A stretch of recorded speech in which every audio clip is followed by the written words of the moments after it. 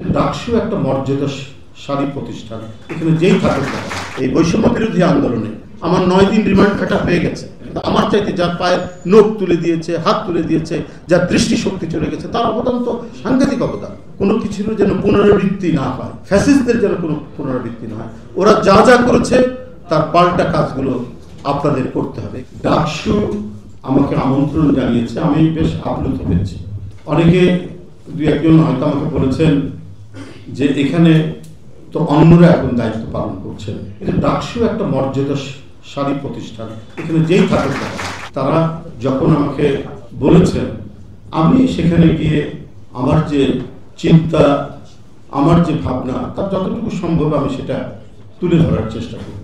যে ছাত্র তরুণ বন্ধুরা ডাকসুর নেতৃত্ব দিচ্ছেন, আমি শুধু বলবো, আমার কাছে অবাক লেগেছে।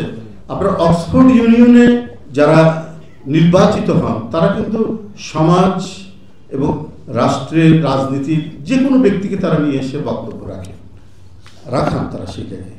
অনেকেই গিয়ে বক্তৃতা করেছেন। কিছুদিন আগে ভারতের বুদ্ধিজীবী এবং রাজনীতিবিদ শশী থারুরকে নিয়ে যে বক্তৃতা করেছিলেন সেখানে, এবং শশী থারুর সেই অক্সফোর্ড ইউনিয়নের বক্তৃতায় ব্রিটিশ 200 বছর কি অন্যায়গুলো করেছে খুব সুন্দরভাবে সেখানে বর্ণনা দিয়েছে। এটাই হচ্ছে ডেমোক্রেটিক নর্মস। আজকে যে গণতন্ত্রের জন্য লড়াই, যেখানে মুগ্ধ পানি লাগবে পানি, যেখানে আবু সাইদ তার শার্টের বোতাম খুলে দাঁড়িয়ে গিয়ে তপ্ত বুলেট বরণ করলো, যেখানে ওয়াসিম আকরাম সে তার জীবন উৎসর্গ করলো, যেখানে আহনাব এবং সবাই, সেটা তো হচ্ছে একটা পরিবেশ নিশ্চিত করা, গণতান্ত্রিক পরিবেশ। বিশ্ববিদ্যালয় বাংলাদেশের সর্বোচ্চ আলমা ম্যাটার। এইখানে নির্ভয় মানুষ যাবে, যে যা দল করি না কেন, যে অবস্থায় করি না করো।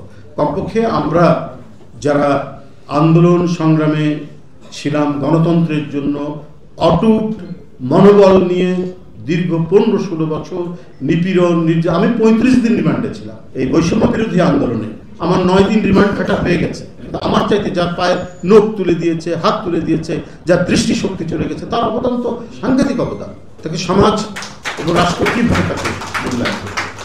আমরা পূর্বের কোনো ঘটনার আর যেন পুনরাবৃত্তি যাতে না ঘটে। আন্দোলন সংগ্রামে যারা অংশগ্রহণ করেছে, জাতীয়তাবাদী ছাত্র দল হোক, ইসলামী ছাত্র শিবির হোক, বামপন্থীরা হোক, ডানপন্থীরা হোক, সবাই নিজস্ব মতামত নিয়ে, নিজস্ব চিন্তা নিয়ে পারস্পরিক ডিসকাশন এবং আলোচনা সমালোচনার মধ্যেও কোনো কোনো জায়গায় একটা সিম্পল পয়েন্টে আবার আমাদেরকে একত্রিত থেকে আমাদের প্রতিষ্ঠানগুলোকে আমাদের বাঁচাতে হবে। কোনো কিছুর যেন পুনরাবৃত্তি না হয়, ফ্যাসিস্টদের যেন কোনো পুনরাবৃত্তি না হয়। ওরা যা যা করেছে তার পাল্টা কাজগুলো আপনাদের করতে হবে। এখানে আমি সবার উদ্দেশ্যেই আমি এখানে বলছি।